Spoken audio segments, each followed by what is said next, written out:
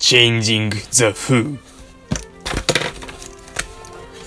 A busy working mother from Hudson, Ohio, Chris Murray saw an opportunity in helping child care providers run their businesses more effectively.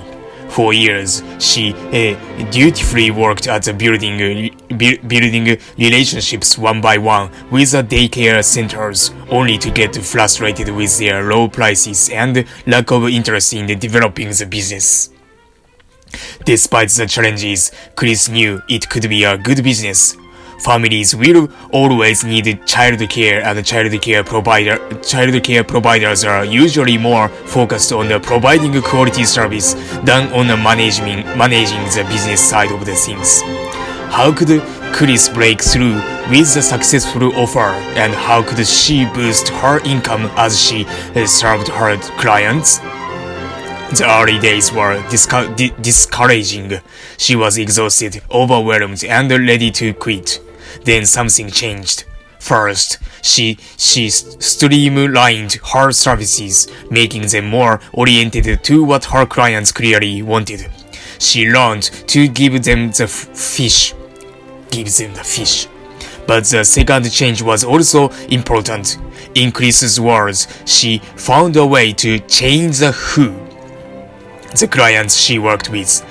Many daycare centers were micro-businesses themselves, run by one or two people. Although these centers may provide good child care, they tend to be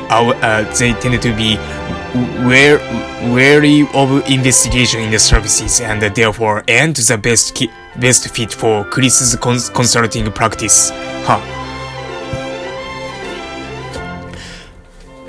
Pivoting to a more desirable market, Chris created a new division of the products and services targeted to multi-location center owners.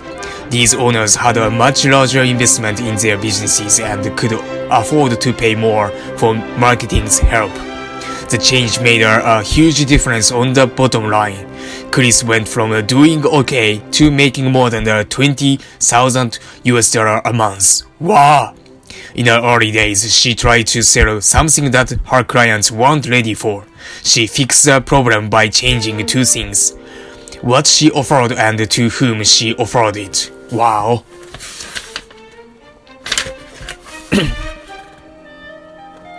Disaster and Recovery Culture Shock Edition.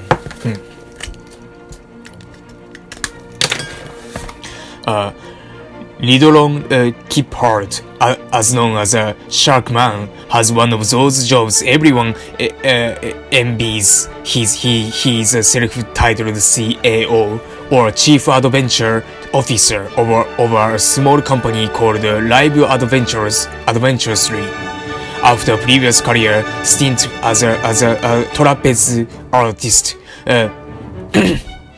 dive master, a charity founder, and a water sports dude on the cruise ship, he now runs his own show, hosting trips to exotic locations. I asked Sharkman about his greatest challenge in the new business, and here is how he tells the story of misadventure in the South Pacific. Wow.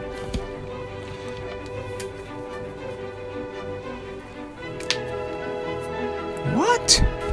The best and worst days were the same day. We had finished the first half of the first trip in Fiji, and the guests were raving. We returned from a day spent diving turquoise water to find a long white linen-draped dinner table sitting on the sand at the water's edge. It was surrounded by tiki torches and set beautifully, with the sun setting and island music playing in the warm air. We gathered with our friends for one of the most spectacular dinners in history, right up until the phone call came in. The experience was like listening to a beautiful song and then abruptly hearing the needle from the record player rip across the album. The news was that the paramount chief from the neighboring island we had planned to visit the next day had died. Wow! And the morning ritual required that everything be shut down for the next 100 nights. Wow! Hundreds! We had nine exultant guests and nowhere to go. This was when doing our research earlier and really knowing the area paid off. We managed to extend our stay where we were by one night and spent the time feverishly cobblinging together plans. We chartered an aircraft, dubbed the Flying Coffin for self-explanatory reasons, contacted numerous hotels, hotel resorts, and dive operators, got recommendation, did some more research and hooked the group into a newly opened property on a remote island. The transition went smoothly. The entire rest of the trip came off without a hitch, and it was as if it had been planned that way the entire time. Wow. In the end, the resort we were originally booked into kept half our money, despite being in breach of the contract. Their attitude was, if you want us, you'll have to come and get us. That showed us how worthless contract can be overseas. Wow. Our guest railed to us and offered to pay the additional money, but we declined and ate the loss. It wasn't our guest's fault, and they shouldn't have to pay. It was a hell of a way to start a new business, taking a big financial hit, but it was the right things to do. That's the way we've chosen to operate, and I believe it always pays off. Wow.